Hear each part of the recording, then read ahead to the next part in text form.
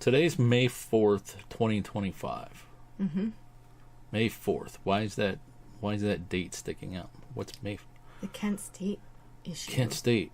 Mm-hmm. 1970. Yeah. Think it's time to talk about it? Let's tell them about that. Okay.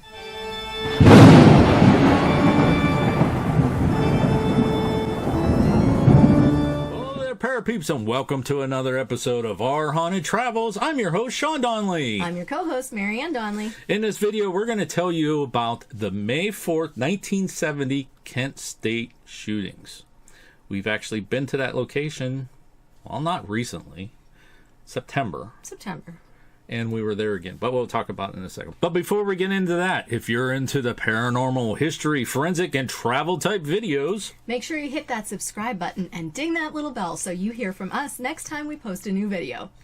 I promise we'll try to have one sooner this time. Yeah, we're getting back into the swing of things. Yes. Those of you who are new to our channel, this is actually our studio. That's our buddy Boris back there. Mm-hmm. Those who have been around our channel for a while, you're going to notice it's a little. Studio. It's going to be a little bit different.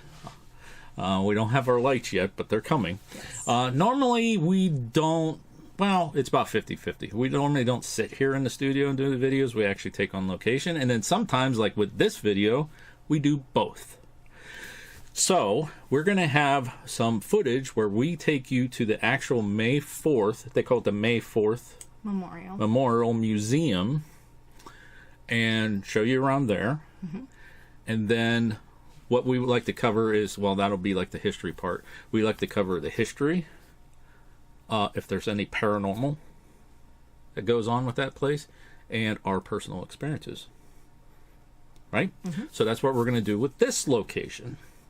So like we mentioned, we were there in September, but we were there before. 6 months before that as well. The problem is, if you want to go to the May 4th Museum in Kent, Ohio, you have to go to the museum when school is in session. Yes. Because the docents that run the museum are students. Correct. We didn't know that the first time we went. We just went and the museum was closed. Mm-hmm. So we didn't quite see everything that we wanted to see. We'll explain that a little bit. So why don't you go ahead and watch this video right now. This is inside the museum and around the Commons area. Some of these sites, if you know anything about the shootings that took place at Kent State, you'll see some of these sites, and you've probably seen pictures of it before. And so go ahead and take a look at this, and we'll be right back. Don't go away. We're coming back. We got more to tell you. In 1968, Richard Nixon won the presidency, partly based on a campaign promise to end the Vietnam War. Though the war seemed to be winding down, on April 30th, 1970, Nixon announced the invasion of Cambodia, triggering protests across college campuses. On Friday, May 1, an anti-war rally was held on the Commons at Kent State University. Protesters called for another rally to be held on Monday, May 4. Disturbances in downtown Kent that night caused the city officials to ask Governor James Rhodes to send the Ohio National Guard to maintain order. Troops put on alert Saturday afternoon were called to campus Saturday evening after an ROTC building was set on fire. Sunday morning, in a press conference that was also broadcast to the troops on campus, Rhodes vowed to eradicate the problem of protests at Kent State. On May 4, 1970, Kent State students protested on the Commons against the U.S. invasion of Cambodia and the presence of the Ohio National Guard called to campus to quell demonstrations. Guardsmen advanced, driving students past Taylor Hall. A small group of protesters taunted the guard from the Prentice Hall parking lot. The guard marched back to the pagoda, where members of Company A, 145th Infantry, and Troop G, 107th Armored Cavalry, turned and fired 61 to 67 shots during 13 seconds. 4 students were killed: Allison Krause, Jeffrey Miller, Sandra Schur, and William Schroeder. 9 students were wounded: Alan Confora, John Cleary, Thomas Grace, Dean Collar, Joseph Lewis, D. Scott McKenzie, James Russell, Robert Stamps, and Douglas Wentmore. Those shot were 20 to 245 yards away from the guard. The report of the President's Commission on Campus Unrest concluded that the shootings were unnecessary, unwarranted, and inexcusable.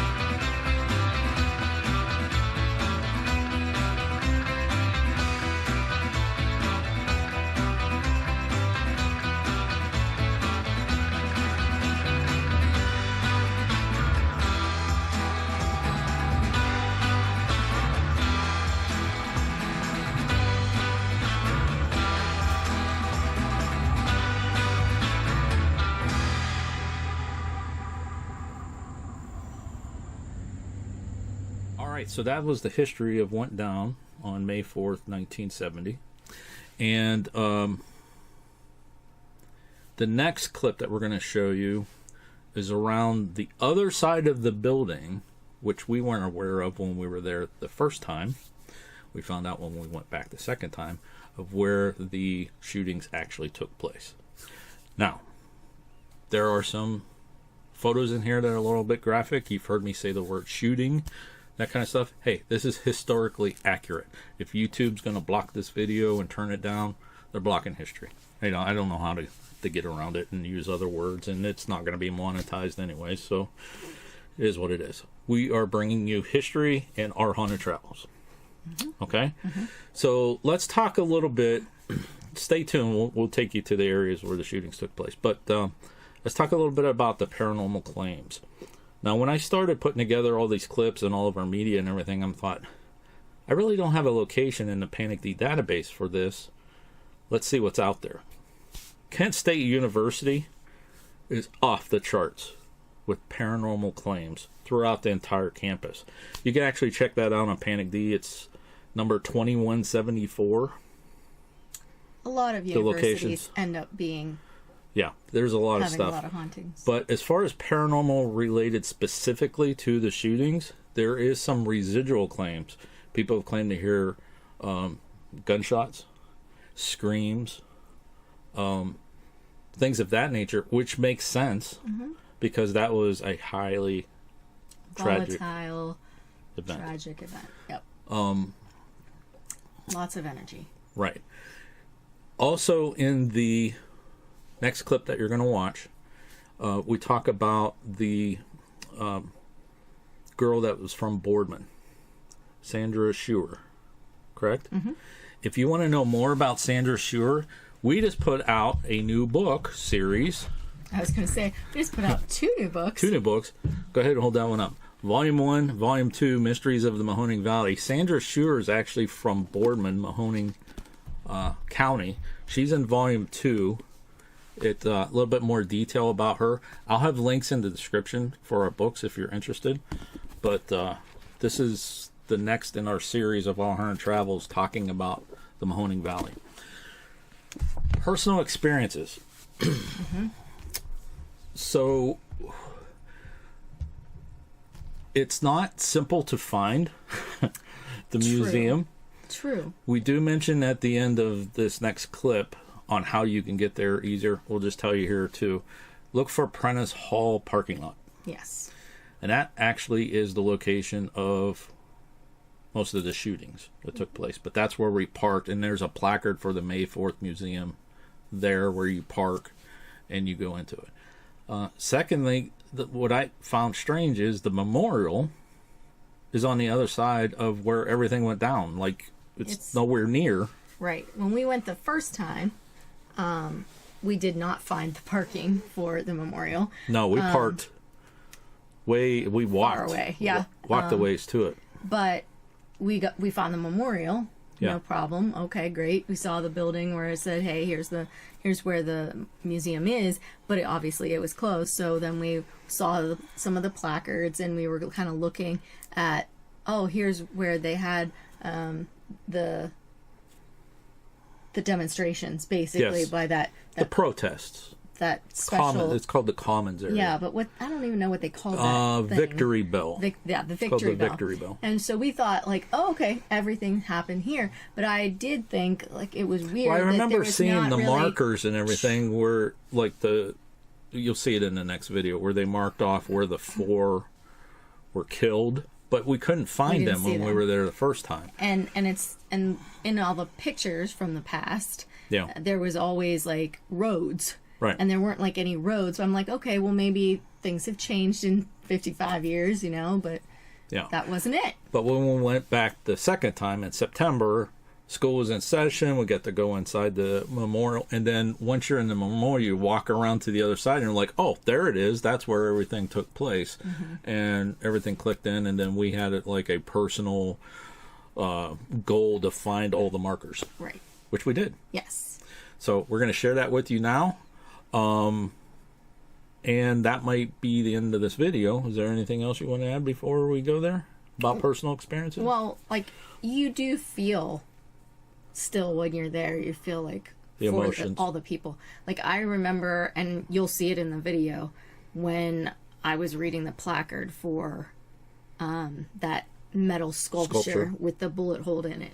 And the saying that the guy said. You're getting a little like, watery-eyed now. It made me very emotional just to read what he said and how it made everybody feel.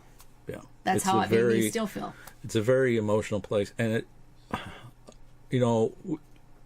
normally we kind of joke around a little bit more in these videos and stuff. We kind of did a little bit towards the end of the next clip you're going to watch, but we hope that this is more of a memorial to the victims. This video, that's what we want to do with it.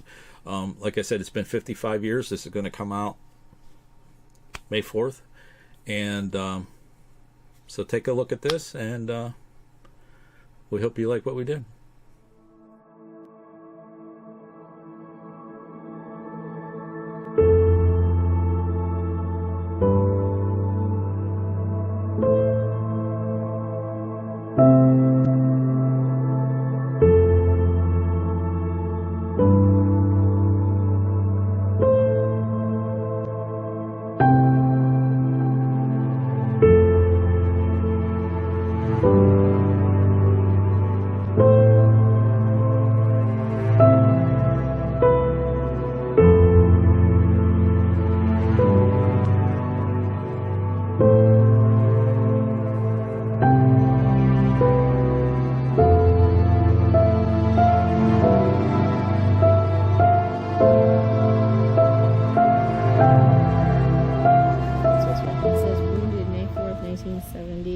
John R. Cleary, 105 feet.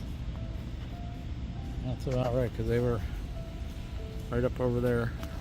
Now this was built or erected in 1967 and was a symbol back in the time. And there's actually a bullet hole that went right through here.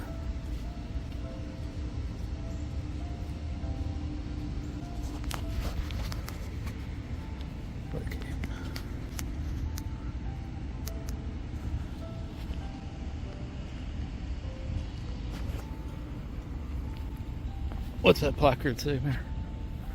This says Solar Totem 1 was constructed on campus summer of 1967 as part of a National Defense Education Act, Creativity and Industrial Arts Institute. The project was coordinated by Akron artist and Kent State alums Don Drum, 1956. Participants of the Institute, industrial arts teachers from all over the United States brought to Kent for the 6-week program constructed the sculpture. Director of the Institute, William Bates, said, Core 10 steel was selected for the project because this material ages. It forms a protective coating and will not fail because of rust one day. On May 4th, 1970, Solar Totem number 1 became one of the iconic symbols of the Kent State history as its steel was pierced by a bullet from a National Guardsman's rifle. Drum said, "I'm sorry that all of the bullets didn't go into the sculpture instead of hitting the students." Sculpture is now part of the 17.4-acre site recognized on the National Historic Register of Places.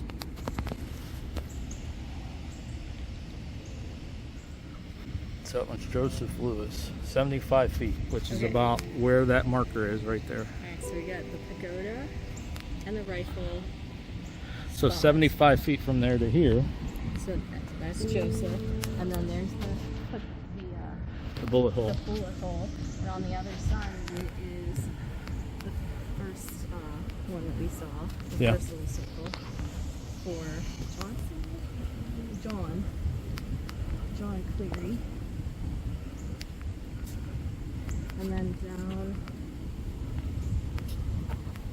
this way, in front of the placard, is the next one. There's one here, one in front of that tree. Yes, so this is that one and then that one. Let's see if we can find the other ones. Yeah. Okay, so let's talk about this map a little bit, because this map has been on every one of the placards here. Okay? Mm-hmm. So where we're actually standing is about right here. Okay? And we're parked about right there. Mm-hmm. Right close to where Allison Krause. Krause passed away, was shot right there. Okay? But if you look at the parking lot, you see the little dark spots here and here? See those dark spots? Yes. Look at that parking lot. See where the trees are? Yes. That's those dark spots. It's grassy areas. All right? Uh-huh. Okay? So now if you look at that, where it says Allison Krause and Sandra Shearer. So Allison Krause is about where our car is, where that student's walking right there. Okay. And then Sandra Shearer, I hope I'm saying that correctly, is down a little farther. Sure. Maybe. Sure. Okay. And then on this side was William Schroeder, which is about where that red truck is down there.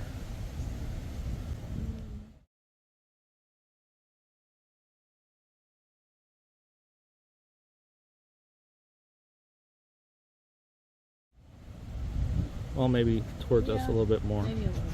But these dots here, the blue dots, represent those who were wounded but did not pass away.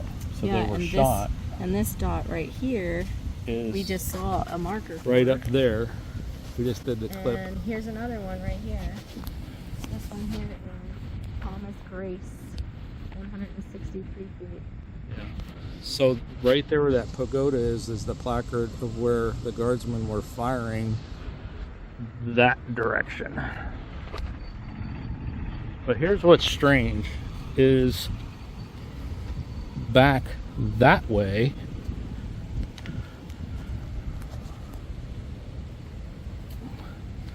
farther back that path where that little cart is going, way over there is actually the marker. It's over there. But this whole building, this whole area is on the National Historical. Yeah, here's another one.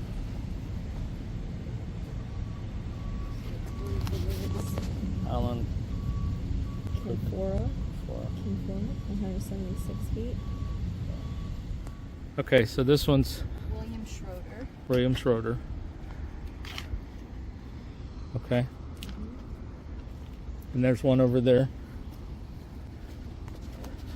This one. So this one is Sandra Schuler. And this is the girl from Boardman, right? I don't know if it was her or Allison Krause. So Sandra Schuler. Sure. I don't think there's an L. Sure. We'll look that up before we do the video, which one was from Boardman, from around where we live. Okay, so this one's Allison Krause. Well, that's kind of cool how they have them marked off. And people burn candles, leave rocks. That's pretty neat. This one is Dean Collar, 258 feet from the pagoda. Yeah, shooting right up there. spot. Still don't look like it's that far. It doesn't. That's a fourth of a football field.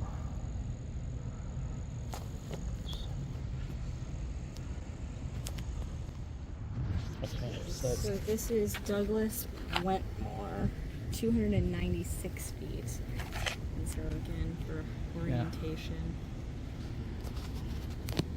alright, so this is This is Robert Stamps, 488 feet. Yeah, it's way up over Way there. up that way. So I think these ones and the last one, if we could find it, are ones where they just shot up in the air and they came down and hit people. So 603 feet. Donald McKenzie. Wow. And behind those trees. Yeah, those trees over there, they had to shoot up in the air and it came down. Had to have.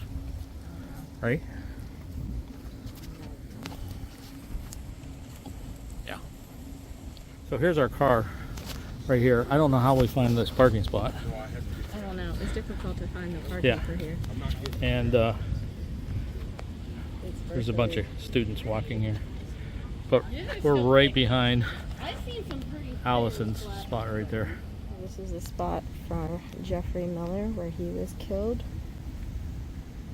And again, the pagoda up there behind us.